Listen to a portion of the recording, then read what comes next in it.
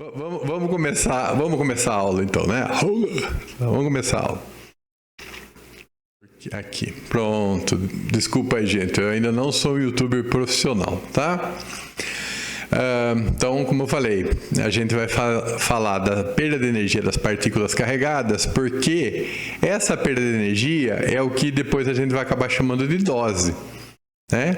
Então, essa perda de energia já apareceu para a gente antes. Era as ionizações, excitações do meio, sobre o qual eu já falei. Vou tornar a falar de novo.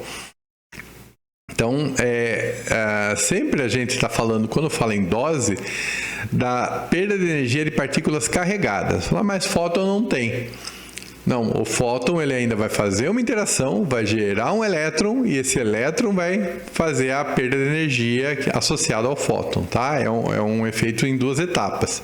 Será falado quando chegar a vez, né? Posteriormente. Aqui é a parte importante, né? A gente sempre pensa nas perdas por colisão, mas a gente vai também ter as perdas radiativas, que a gente chama, né? É o tal do Bremsstrahlung, que vocês já ouviram falar, mas a gente vai fingir que vocês não ouviram falar, tá bom? Então, olha aí, né? Antes vamos definir o que é a colisão, né? Mudou a direção, mudou a velocidade, é colisão, tá? Ou qualquer mudança de momento. Mas é uma bolinha batendo na outra? Não, essa mudança vai acontecer pelas deflexões coulombianas, tá? Então, olha aqui, ó. Então, nós estamos falando de eletromagnetismo. Que, para falar a verdade, ou quando a gente fala em colisão mecânica, microscopicamente, a gente está falando de campos eletromagnéticos se repelindo também, tá? Então, isso aqui é coisa da física básica, né? Colisão estática, temos a perda de energia, né? Alguém vai para um lado, ou outro alguém vai para o outro lado e os momentos se conservam, né? Mas se houve uma dissipação, temos a colisão inelástica. Bom, quando a gente fala então de energia dissipada, a gente acaba falando de calor, né? A energia que ficou pelo meio. Então, estamos falando então de colisões suaves, né? Aqui, que já foi apresentado na outra aula. Então, a polarização, deformação das eletrosferas, né? Você não tem uma dissipação de energia propriamente dita, né? A não ser que você tenha excitação, né? Mas é uma colisão que a gente chama de suave, tá? Não é elástica, né? Você tem aqui as moléculas, se elas são mais dois corpos ou mais, né? Elas vibram, né? Como se fosse um sistema de molinhas, né? Cada ligação química é uma molinha, ela vibra, mas de forma quantizada. A molécula rotaciona. Quer dizer, o momento angular também é quantizado, significa que se ela está virando, ela pode ser colocada a virar mais rápido, mais devagar, mas sempre encaixando em um quanta de momento, né? E a excitação eletrônica, quer dizer, existem estados excitados de uma molécula e os elétrons eles vão para esses estados excitados e depois eles descitam, né? Então são as três maneiras que ocorrem a descrição microscópica ou quântica das excitações. E nós temos as ionizações, né? Então aí você realmente arrancou um elétron, né, a perturbação magnética foi tão forte que o elétron foi arrancado e esse elétron corre pelo meio, fazendo também suas próprias perturbações eletromagnéticas, né? Essa é a parte importante, né? Então, apenas, devia ter posto talvez em negrito, né? Somente a energia dissipada faz as mudanças químicas no meio, tanto das excitações como das ionizações. Então, aqui a gente vai falar de radioquímica. É um conjunto de transparências pesadio que vai aparecer mais para frente, mas não muito mais para frente. Daqui a pouco chega nele. Então, vamos lá. Aqui. Muito bem. falar, mas o que é essa colisão, né? Na verdade, é um monte de pequenas deflexões que o elétron vai sofrendo na sua direção e entre aspas, né? Vou colocar assim, entre aspas, atrito, que é a dissipação de energia. Então, a partícula carregada, a gente pode sempre pensar em elétron, né? Mais fácil, né? Ficar pensando em... Mas é genérico, interage com um grande número de vezes até perder totalmente a energia cinética. E esses processos envolvem mudança de direção e dissipação de energia, né? Se a gente pensa no atrito, fica fácil a gente pensar assim, que é falar, é como se fosse o elétron fosse se freando, né, continuamente. Então, é um jeito analítico de tratar as coisas, porque é difícil não tratar assim, né? Esse é o que a gente chama de aproximação de desaceleração contínua, né? Continuous, esqueci o que, desacceleration aí, né? Slowdown, acredito. Então, esse atrito existe, mas ele não vai ser contínuo, tá? Ele vai ser bem acidentado e aos pulinhos, né? Então, olha, a nível microscópico, as perdas são não contínuas, né? Então, aqui a gente faz contas e essas contas remetem sempre a valores médios, né? Microscopicamente, a sua média é a média de um monte de situações muito individuais. Olha só, né? Então, o depósito de energia localizado. Aqui eu fiz... São dois desenhos, tá? Esse aqui é antigo, né? Do meu livro, tá? Então, a partícula alfa, ela vai correndo, né? Aquele traço de ionização que nós já vimos. E as ionizações vão acontecendo ao longo da trajetória da partícula alfa. Eventualmente, algum elétron com maior energia acaba saindo, né? Isso aqui é tudo tridimensional, tá? Vai saber se isso aqui foi para trás, para frente, para o lado. Você nunca sabe, tá? Então, você tem esses elétrons fazendo seus... como é que fala? Eles não são elétrons comuns, né? Eles mudaram o seu mindset, né? Eles agora são elétrons empresariais, né? São empreendedores. Então eles têm a sua própria história agora, né? Então são os raios delta. Então, ao contrário dos raios alfa, beta e gama do Rutherford, esses não têm nada a ver com um decaimento radioativo, tá? São processos de dissipação de energia, são os raios delta, né? Será que podia ser chamado dos raios S do Sagnac? Lembram deles? Tá bom. Talvez, né? Muito bem. Aqui, olha só. Aqui é uma ilustração de outro livro, então ele fala, olha, né, a deposição de energia. Aqui na partícula alfa, a deposição é tão grande ao longo do traço de ionização que você não chega a ver a deposição de forma discreta. Mas você tem esse caso aqui, tá? Quando não é uma partícula alfa, é um elétron, essa energia, a flutuação do depósito é muito grande.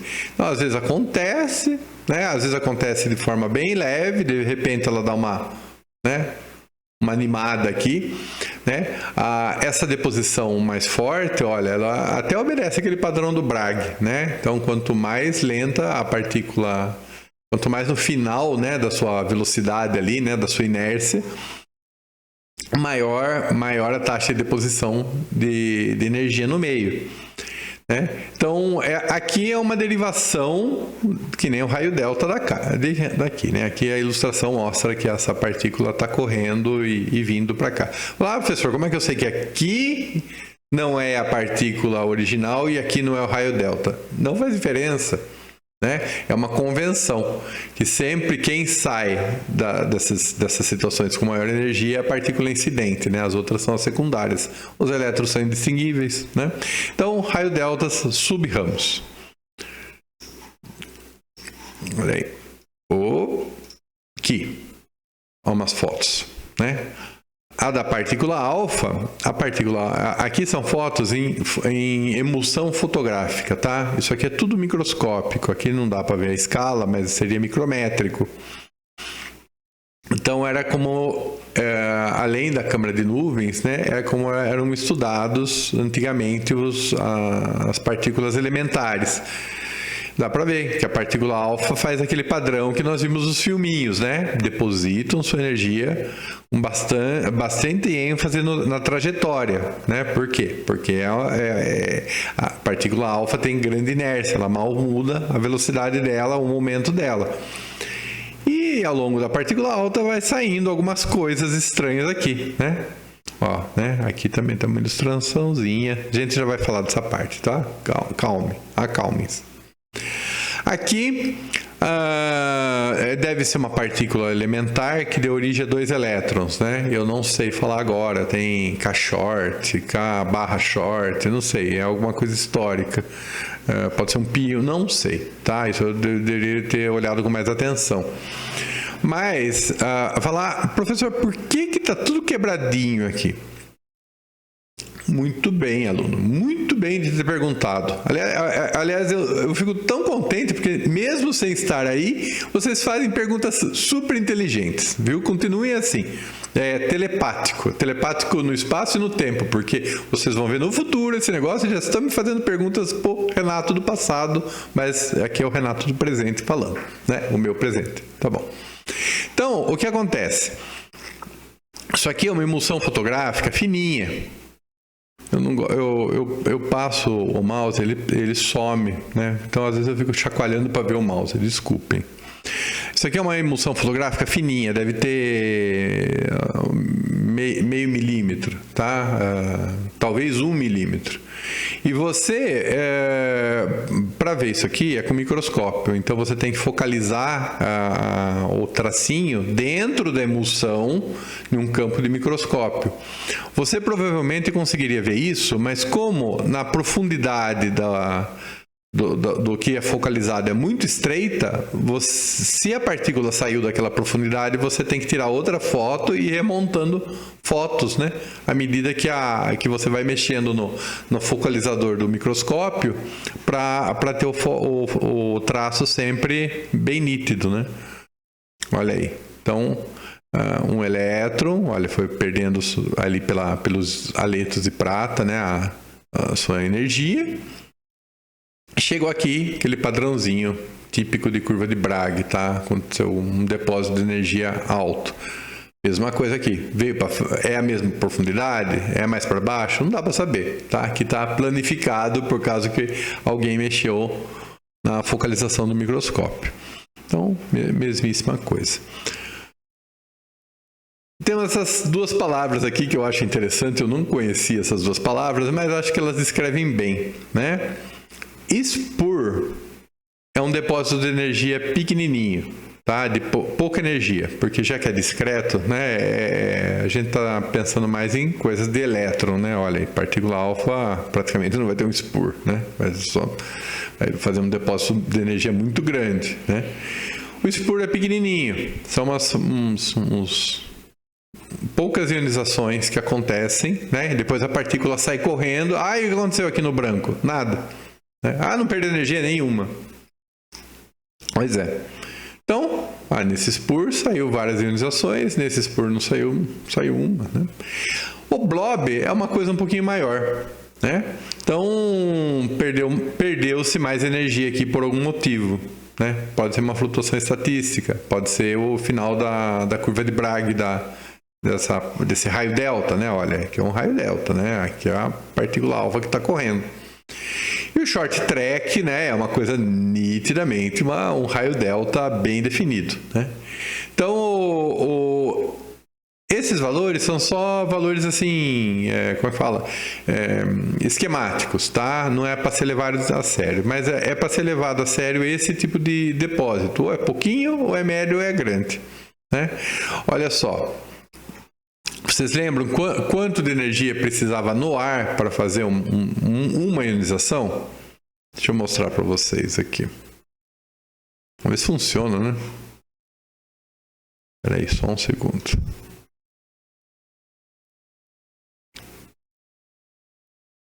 Quando a gente quer fazer funcionar, não funciona. Mas olha aí, funcionou. Isso aqui é a minha lousinha. Olha aí, o blob, ele no ar, né, a gente está pensando no ar, tá? Então, a energia média para ionizações, eu tinha apresentado, era os 34 eletronvolts. Se a gente está falando de uma perda de energia de 50 a 100 eletronvolts, portanto, quantas ionizações teríamos? Eu vou fazer aqui um truquinho e vocês vão agora ficar malucos de ver, tá?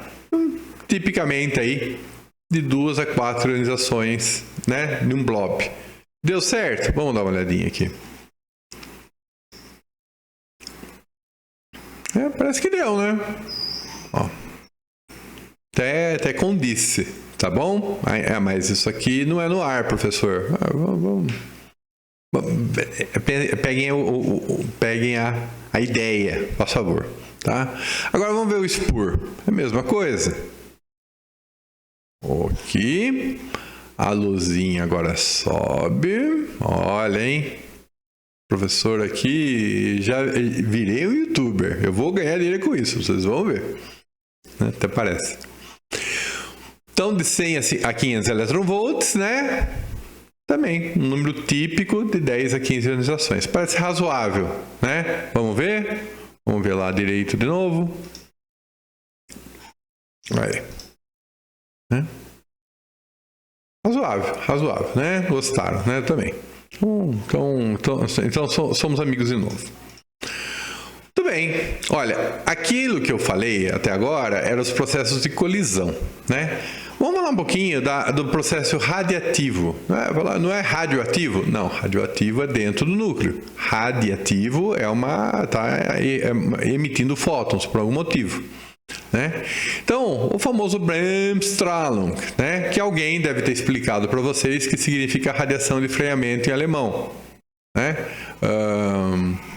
Eu não sei alemão, tá? Eu sei que Strahlung deve ser radiação e etc, tá? Não sei. O que eu sei é o seguinte, uma palavra em alemão, o pessoal, elas são aglutinadas e todos os substantivos são escritos em maiúscula. Não é que nem em português, tá? Então, por isso que o Bremsstrahlung, né, está escrito todo em maiúscula. É como se escreve em alemão. Muito bem. Aqui, olha, mais importante... Poxa, deixa eu sair de cima da transparência. Calma, né? Ficar também tapando a transparência não tem graça. Olha, mais importante são consideradas partículas carregadas de energia alta. Né? Então, por quê? Porque se a gente está falando de um elétron que está ali morrendo, tá? Ele só está perdendo energia por colisão, ele não vai fazer irradiação, não vai emitir fótons, tá? Porque ele precisa mudar fortemente a trajetória dele, e isso geralmente acaba acontecendo perto do núcleo atômico. Então, com baixa energia, provavelmente ele vai ser ali meio num ping-pong com as próprias eletrosferas, tá? Se ele vai passar as eletrosferas sem perturbá-las a ponto de fazer uma grande deflexão de direção pelos núcleos atômicos, tá? Aí ele tem alta energia, tá? E aí essa deflexão vai fazer com que ele emita um fóton, tá? Um fóton de alta energia. Eventualmente, esse fóton sai com a energia total da partícula, tá? Olha aí, é um processo policromático. Então, mas você falou de alta energia. Ele é eficiente na produção de fótons de baixa energia. Provavelmente, nessas condições de Bremsstrahlung, a partícula de alta energia vai emitir fótons de mais baixa energia do que ele. Mas não quer dizer, né? Como eu falo, é improvável, mas é possível que toda energia seja perdida no fóton. Então, você, a princípio, teria energias que vão da energia máxima da partícula carregada, né, até zero. Né? É um processo policromático. E envolve a interação com núcleos atômicos. Né? Então, a deflexão eletrostática, né, do núcleo atômico pelo Z. Né? Quanto maior o Z, mais favorecido o processo do Bremsstrahlung. E aí vocês já conhecem o tubo de raio-x que vai aparecer na próxima transparência. Poderia ter aparecido agora. Mal aí, depois eu arrumo. Tá bom, olha, aqui nós estamos falando, né, é uma representação daquilo que eu queria mostrar, tá? Apesar de estar escrito no ar, a perda de energia por o dx, mas o dx está em unidades de massa, de profundidade. Então estamos falando por grama por centímetro quadrado. Lá, professor, mas era centímetro quadrado por grama. Porque daí eu já fiz a divisão e o centímetro quadrado veio para cima e o grama veio para baixo. Mas então, não falo assim, por metro, por micra. Então é por grama por centímetro quadrado. É um jeito mais fácil de entender, né? Então, a princípio isso aqui vale para o ar, vale para o ar líquido, né? Vale para a água. É uma composição parecida, tá? É uma aproximação. E olha aí, elétrons então. Desculpa, sumiu tudo de novo. 100 keV, 1 MeV, 10 MeV, 100 MeV seria um elétrons de energia absurda, tá? A gente não está acostumado com elétrons de tão alta energia assim. Mas o que ele quer falar? Que aqui, mais ou menos, né? Você tem a produção desse ponto, né? Seria mais ou menos 2, né? 2 MeV. Você não tem praticamente produção de Bremsstrahlung, né? Você tem os processos de colisão dos elétrons, né? Então, a eficiência é muito baixa, tá? Realmente, no tubo de raio-x, vocês vão ver que a eficiência é menos de 1%. Depois vai subindo, né? Ele vai ficando preponderante, né? Então, vai ter um ponto que os dois são equivalentes, né? E aqui é a total, né? É a de colisão, é a perda de colisão pela de radiativa. Né? Então, o mass stopping power, né, é basicamente a mesma coisa. Né? Então, total... A colisão, ela assim, esse Z por A, ele basicamente é constante para todos os elementos, tá? Normalmente os elementos têm o dobro da massa atômica do que o seu Z. Isso ele só falha para os elementos de massa, né? De número atômico muito alto e para o hidrogênio, né? Porque daí Z é 1 e A é 1, tá? Geralmente isso aqui é meio. Mas olha, depende basicamente da velocidade cinética da partícula carregada. E esse K aqui é só uma constante, tá? Ele quer falar o seguinte, que o radiativo depende do número atômico do material e ao quadrado ainda, tá? Então, aqui temos duas coisas, tá? Essa aqui é a primeira formuleta. Então, aqui nós estamos falando da colisão total, né? Apesar de estar escrito só colisão, né? O total também dá para encarar assim.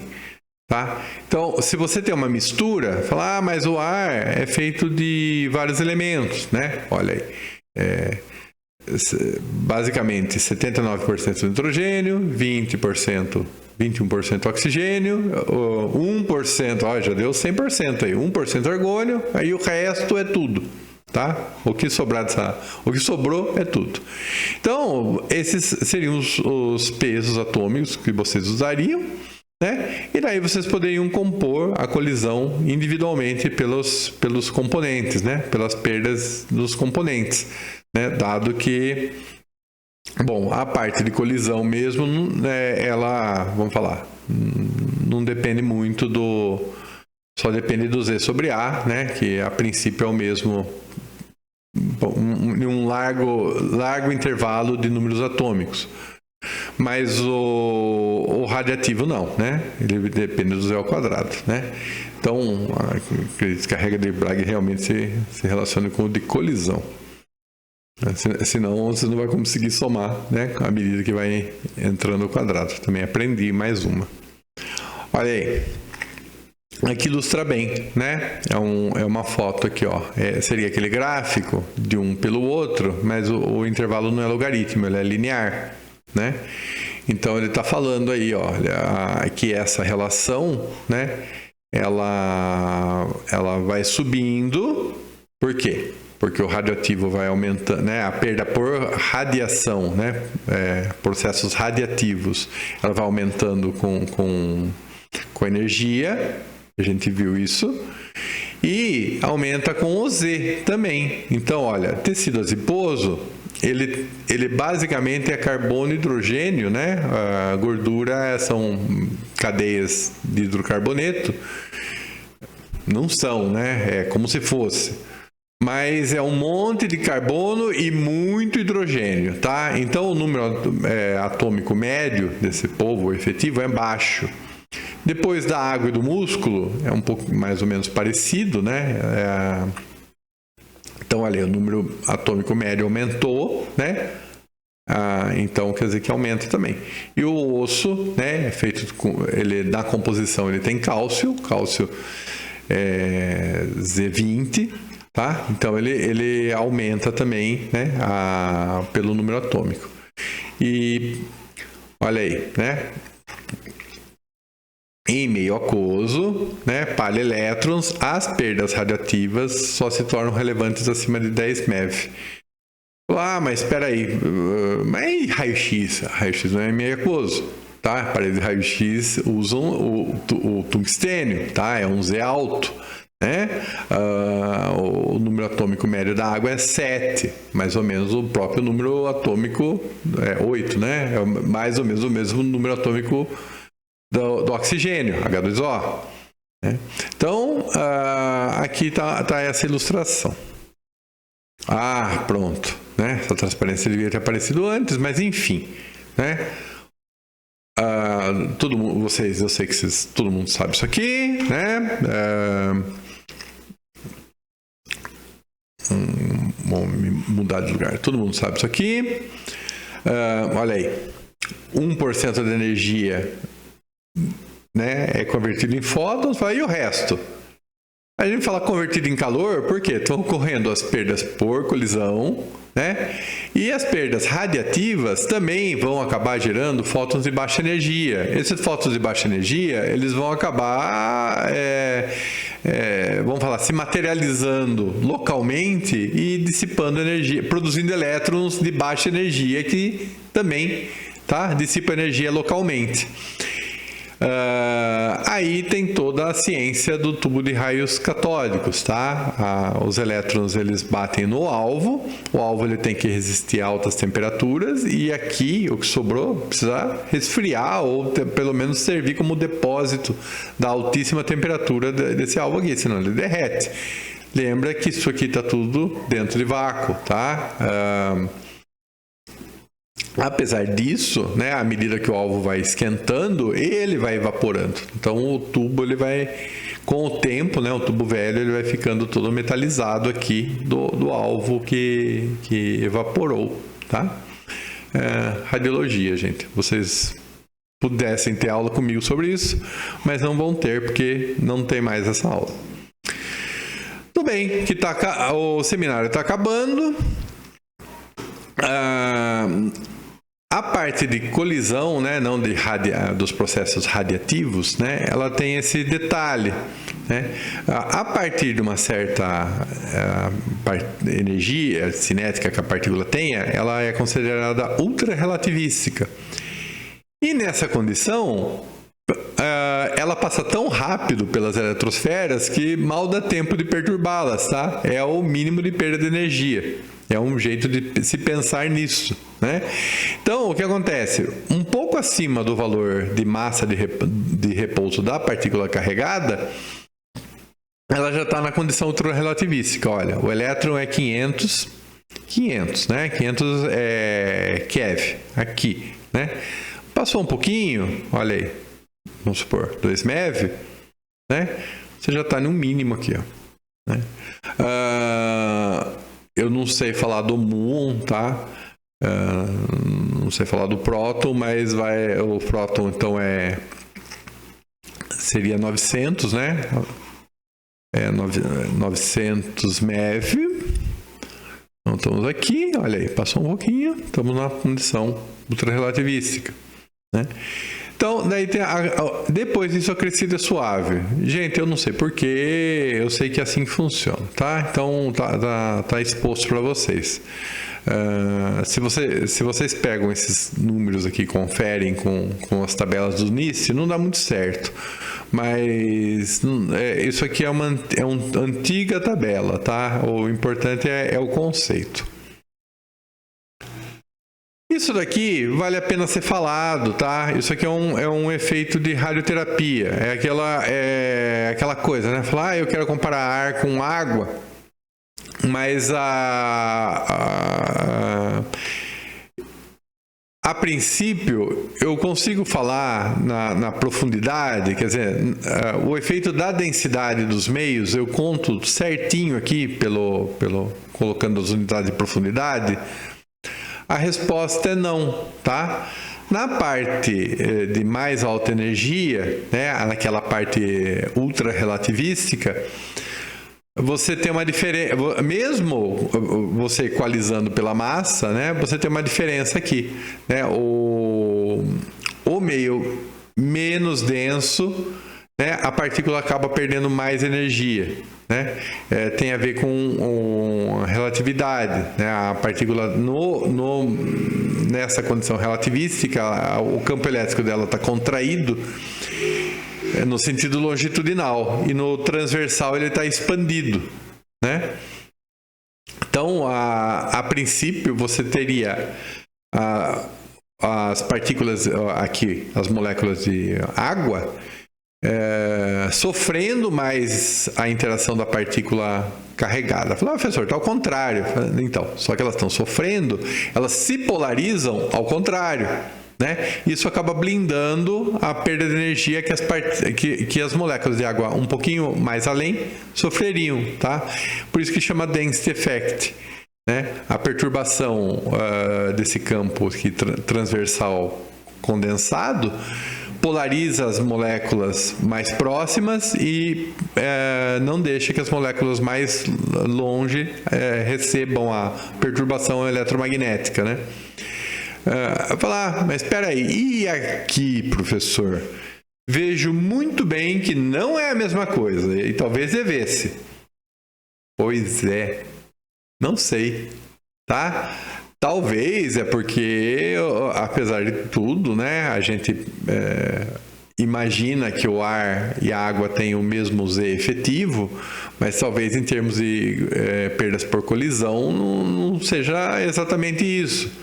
Tá? Talvez aqui esteja o efeito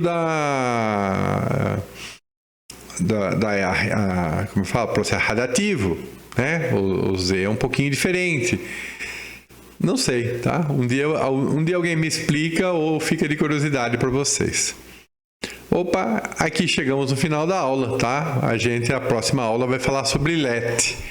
Então, aqui a gente interrompe tudo. Tem um carro barulhento fazendo barulho aqui. Mas agora eu vou soltar uma musiquinha bem relaxante. Então, novamente eu agradeço a presença de vocês, né? Como sempre, eu faço o primeiro filme, depois eu vou ver como é que isso aqui ficou, em termos de som, né? Em termos das minhas brincadeirinhas de YouTube, que nem a primeira aula que eu fiz, eu vi que ela tinha muito erro. Eu, particularmente, gostaria que vocês colocassem, assim, professor, o senhor errou quando falou tal coisa, né? Mas enfim, né? Um dia nós nos reencontraremos, né? Toda essa situação aí do vírus vai acabar, né? O sol vai brilhar de novo, é tudo muito bonito e a gente só torce pelo bem das pessoas, tá bom? Gente, chega de borracha, tá? Agradeço a presença de vocês mais uma vez. Até mais.